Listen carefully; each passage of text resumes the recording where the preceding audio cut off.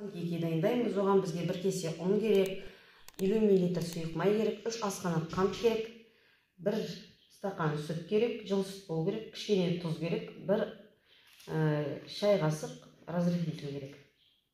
Сүтімізді құйып аламыз. Жылы сүтімізді. Оған қантымызды араластырамыз.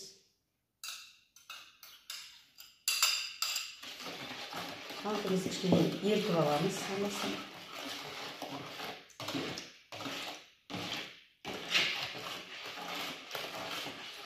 Оған сұйық майымызды қосамыз.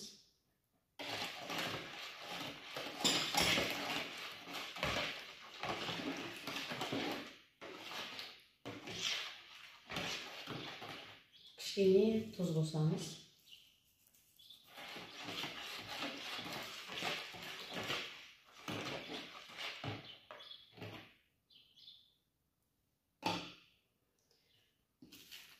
Жаңағы 1 кесе ұнымызды 2-ге бөлдік.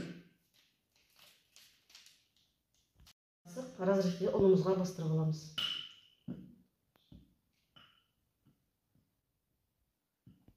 Bir keseni 2-ге бөліп ұнды, сол жарты кесесіне мен 1 шай қасық разрыхлитель қостым. Енді соны араластырып аламыз, который разрыхлительді араластырғанда.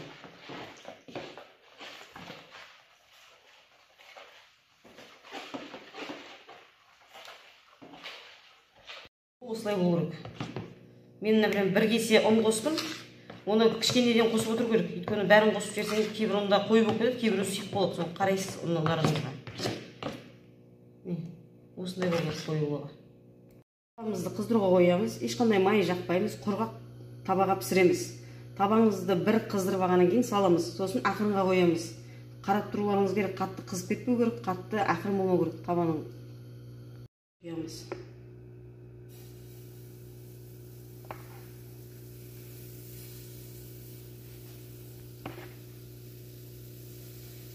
Міне мына беті түршіктен былай шығады ғой, сол кезде аудара бастайсыздар. Көрдіңіздер ме?